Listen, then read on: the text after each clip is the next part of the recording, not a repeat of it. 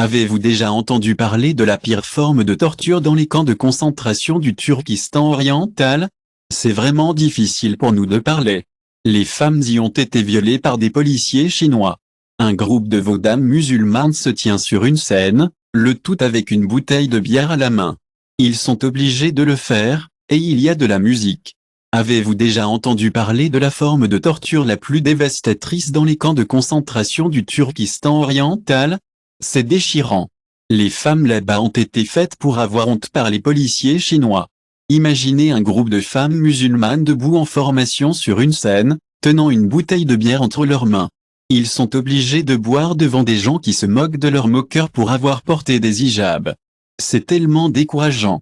Ils veulent détruire la dignité de ces femmes. Ils disent « discours, discours, discours, discours ». Depuis 2017, la Chine n'a pas autorisé ses citoyens à jeûner. Je crois que les musulmans continueront de résister jusqu'à ce qu'elle décide de les arrêter. J'espère qu'ils s'arrêteront quand je vivrai dans le Turkestan oriental. Turan, il ne nous reste que 3 jours, mais pour l'instant, je veux imaginer une chose merveilleuse, ce Turkestan oriental est libre. Comment fétiseriez-vous une fois que c'était vraiment gratuit? Cela signifierait tellement pour nous, et même mes enfants ne savent pas qui sont leurs parents. Ma 3e fille m'a demandé, avez-vous un père? Avez-vous des parents? Ils ne savent même pas. Ils ont maintenant 6 petits-enfants, et quand j'ai vécu dans les du Turkestan, nous n'avions que 3 filles.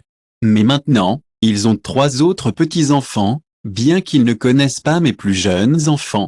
Ils n'ont jamais pu rencontrer leur grand-père et les mères. J'espère vraiment que mes enfants pourront bientôt rencontrer leurs grands-parents. J'aimerais que mes enfants voient leurs grands-parents pendant le ramadan et se brisent le jeûne ensemble, et lisent le Coran en famille.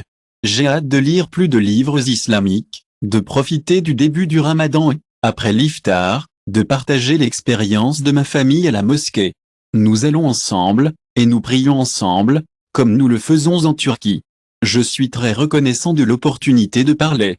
Je suis à court de mots, pour être honnête. Je ne peux même pas commencer à imaginer par où commencer. Tout ce que je veux, c'est pour le ramadan dans un Turkestan libre, c'est s'asseoir avec ma famille. C'est juste si naturel, n'est-ce pas? Je veux juste m'asseoir et parler pendant des heures. C'est tout ce que je veux. Cela semble normal, non? Pour la plupart d'entre nous, c'est un luxe, mais pour nous, c'est un must. J'adorerais le dépenser avec ma famille de musique. Passagers éternels, nous sommes ravis de partager ces vérités avec plus de 40 pays via notre chaîne anglaise.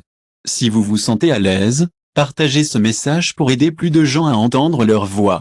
N'oubliez pas que chaque acte que vous faites pour nos frères et sœurs est si important et précieux. Un petit acte peut faire une énorme différence. Comment est le ramadan dans le Turkestan oriental? Ma mère a dit que lorsqu'elle était plus jeune, pendant sa vie étudiante. Cher ami, nous sommes ravis de partager ces vérités avec plus de 40 pays via notre chaîne anglaise. Si vous vous sentez si enclin, nous aimerions votre aide pour passer le mot et faire savoir à plus de gens que tout ce qu'ils font pour nos frères et sœurs est si important. Un petit acte peut faire une énorme différence. Comment va le ramadan dans le Turkestan oriental? Ma maman partageait cela lorsqu'elle était plus jeune, elle vivait dans des dortoirs avec des étudiants chinois et d'autres étudiants internationaux. Elle a dit que si un étudiant chinois vous voyait le jeûne, cela pourrait vous causer des ennuis. Elle a dit qu'en hiver, elle vit pendant la journée et que la nourriture était préparée la nuit précédente. La nuit, vous ne pouviez pas allumer les lumières ou le poêle pour cuisiner. Elle a mentionné que, pendant son séjour dans les dortoirs, elle a partagé un plan de repas avec des étudiants chinois et d'autres étudiants internationaux. Elle a expliqué que si un étudiant chinois a aperçu que vous vous absteniez de manger, cela pourrait conduire à des taquineries amicales. Elle a dit qu'en hiver, elle jeûnerait pendant la journée et que la nourriture qu'ils avaient préparée la nuit précédente était ce qu'elle mangerait. Comme ils ne pouvaient pas utiliser les lumières ou les poêles la nuit, ils placeraient leur nourriture sur le radiateur pour le réchauffer. Parfois, ils le mangeaient froid et ils le mangeaient dans l'obscurité.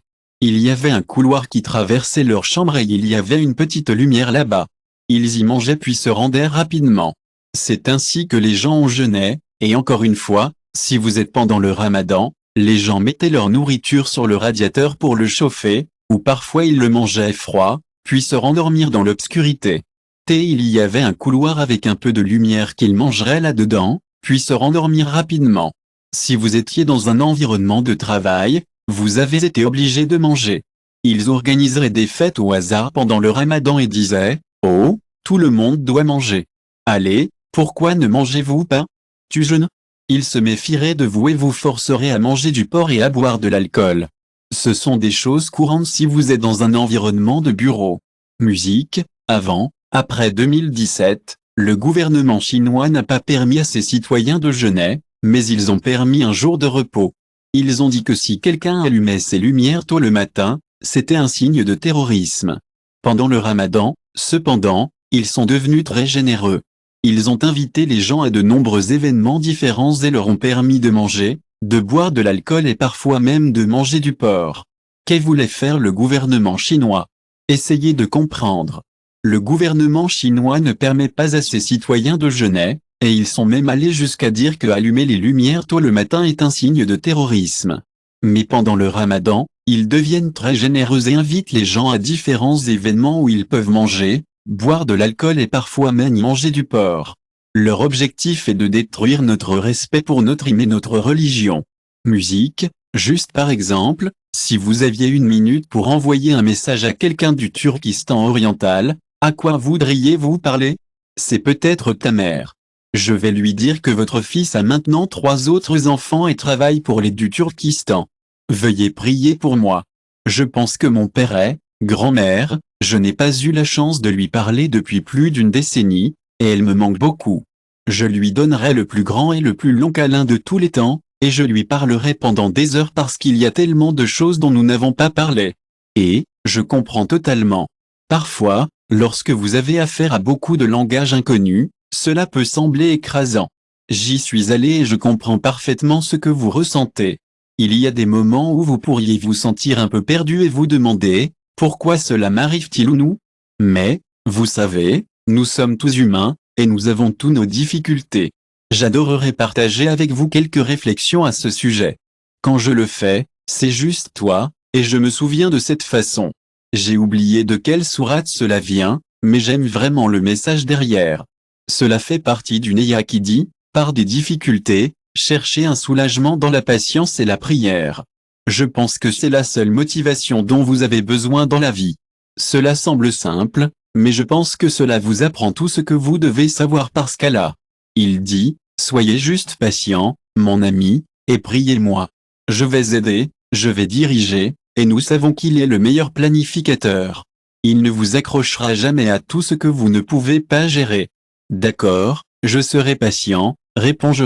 Il sait mieux que moi. Après 2017, nous ne pouvions pas obtenir de nouvelles de leur part, et vous ne pouvez pas non plus faire pour eux. Vous ne savez pas où. Je me demande, sont-ils vivants? Vos parents, vos proches? Si je n'étais pas musulman, je penserais peut-être à d'autres façons de mettre fin à ma vie parce que tout est si difficile pour vous. Vous vous êtes échappés, mais votre peuple est opprimé. Peut-être que certains d'entre eux ont été arrêtés juste à cause de moi. Je suis en Turquie, et c'est je pense aux gens que j'aime, comme mes parents et mes parents. Si je n'étais pas musulman, je pourrais penser à d'autres façons de mettre fin à ma vie parce que tout est si difficile pour vous. Vous vous êtes échappés, mais votre peuple est toujours opprimé. Peut-être que certains d'entre eux ont été arrêtés juste à cause de moi. Je suis en Turquie, et c'est quelque chose auquel je pensais. Mais heureusement, en tant que musulmans, nous avons prié Allah, et nous avons reçu l'aide spirituelle d'Allah. Nous réussissons à passer un jour à la fois. Nous pensons que l'aide d'Allah est très proche, et nous, en tant que musulmans, croyons que toute opération ne continuera pas pour toujours. Inch'Allah, un jour nous gérerons. Nous travaillons ensemble pour libérer notre terrain de l'occupation, et nous espérons que les choses iront mieux. L'oppression ne peut pas durer éternellement, n'est-ce pas? Nous avons tous un objectif commun. Ils ont dit, c'est la seule chose que j'ai, et j'ai déjà été retiré de tout. Ils ont pris ma liberté, ma famille et tout, mais la seule chose qui me restait. Nous travaillons à libérer notre terre de l'occupation, et nous espérons que les choses iront mieux. L'oppression ne peut pas durer éternellement. Tout le monde a une chose en commun, ils ont dit que c'était la seule chose qui lui restait. Ils ont pris ma liberté, ma famille et tout, mais la seule chose qui me reste est ma foi. Je pourrais mourir aujourd'hui ou demain, mais si je suis aidé sur cela, la vie n'est pas la fin de tout. Ma foi est tout ce qui me reste et je dois le protéger. Il relie la Chine de la Chine à la direction du chemin chinois, et il protège le Rime. Mon imam est si important pour moi. Je ne vais pas laisser quoi que ce soit arriver, quoi qu'il arrive. J'ai vu la souffrance de la Sahaba et du prophète Muhammad, que la paix et les bénédictions soient sur lui, et leur foi les a gardées fortes. J'ai vu l'oppression et la torture auxquelles beaucoup de gens ont rencontré pour leurs croyances, et c'est déchirant. Je l'ai vu depuis de nombreuses années en Chine et je suis ici pour les soutenir. Ils ont dit qu'ils aimaient toujours rappeler la souffrance de la Sahaba et la souffrance du prophète Muhammad, que la paix et les bénédictions soient sur lui. Ils ont expliqué que lorsqu'ils faisaient face à des souffrances similaires, c'était à cause de leur foi. Ils ont dit qu'ils ont été témoins de cela pendant de nombreuses années en Chine et que même lorsqu'ils étaient ciblés, ils n'ont jamais perdu leur foi. Ils ont dit qu'ils avaient essayé de trouver un moyen de prier et de pratiquer l'islam, même à l'intérieur de la prison ou du camp de concentration. Ils ont dit qu'ils n'avaient jamais perdu espoir et qu'ils sont restés de très bons musulmans qui sont restés fortement attachés à l'islam. J'ai vu de première main comment ils persévèrent dans leur foi, même face à une énorme adversité. Ils ont tellement enduré, mais leur lien avec l'islam reste fort. Quelle pourrait être la forme de torture la plus dévastatrice dont vous ayez entendu parler? Je ne peux pas m'empêcher de m'interroger sur la situation dans les camps de concentration du Turkestan oriental. Ma grand-mère était une femme musulmane dévote, et je ne peux même pas commencer à comprendre ce qu'elle a vécu. Je ne peux même pas imaginer ce que cela aurait été pour elle lorsque son hijab a été enlevé par un Chinois. Je me demande ce qu'elle pensait à ce moment-là. Quand j'ai appris pour la première fois qu'elle est décédée, j'étais en fait très heureuse. Maintenant, je pense qu'elle est allée dans un endroit où il y a un tas de dames plus âgées debout dans une ligne, une scène et une bouteille de bière dans leurs mains. Il y a de la musique, et il y a une foule là-bas. C'est comme si les gens les regardaient et les encourageaient. Ils sont musulmans, et ils le font parce qu'ils le doivent. Peut-être qu'ils travaillaient et ont entendu parler de la compétition. Ils doivent le faire devant des foules de gens qui les encouragent. La plupart des survivants du camp étaient, il est déchirant de voir ces femmes, musulmanes, obligées de se produire devant des foules de personnes les encourager. Ils le font non seulement pour ressentir un sentiment de plaisir, mais aussi pour protester contre le traitement des femmes qui ont été arrêtées et envoyées dans des camps de concentration. Les femmes sont témoins de la police chinoise et des tuteurs qui traitent mal les prisonniers. Ce n'est pas seulement qu'ils l'apprécient, ils se moquent également de ces femmes parce que celles-ci ont été arrêtées et emprisonnées. Ce sont eux qui les ont forcées à porter des hijabs et les ont maltraitées. Ce sont de bons musulmans qui pratiquent la religion de leur sœur et veulent détruire la dignité de ces femmes. Même après leur libération, le traumatisme n'a jamais disparu. Je pense que ce que la Chine fait est témoin est aussi. Je pense que c'est vraiment malheureux, et je me sens parfois hésitant à en parler, mais il voit des choses qui sont tellement horribles. Il est déchirant de penser aux abus sexuels et même aux viols de femmes en prison. C'est tellement triste de penser que les prisonniers sont traités de cette façon et d'avoir à faire face à toute cette langue et discours étrangères. C'est vraiment triste. Parfois, j'ai trop peur de parler de ce qu'ils ont vu. Ils ont vu des femmes être abusées et violées sexuellement chaque jour. Ils ont entendu des langues étrangères et ont vu des prisonniers étrangers. Ils ont entendu des langues étrangères et ont vu des prisonniers étrangers. Musique, ils ont entendu des langues étrangères et ont vu des prisonniers étrangers. Lorsque je suis devenu bénévole pour une organisation qui protège les droits de l'homme, j'ai commencé à collecter des données sur les réseaux sociaux, les nouvelles et certains témoins des camps de concentration. J'essayais de comprendre ce qui se passait à l'intérieur du camp de concentration. J'ai entendu parler du premier témoin de... Elle va très bien vivre en France maintenant. Elle a partagé ses expériences dans un camp de concentration avec nous, et c'était incroyablement courageux d'elle de le faire. Elle a tellement affronté dans le camp, et elle a tout caché au monde. C'est incroyable que tant de gens qui ont survécu et ont échappé au camp ont pu confirmer que les femmes étaient là. Elle a expliqué qu'elle avait été emprisonnée dans un camp de concentration en Chine. C'était très difficile pour nous de parler, mais SHE l'avait affronté dans le camp et avait osé le cacher au monde. De nombreux témoins qui avaient réussi à échapper au camp ont confirmé que la police chinoise avait récupéré les enfants des familles qui ont été arrêtés et placés dans le camp de prisonniers.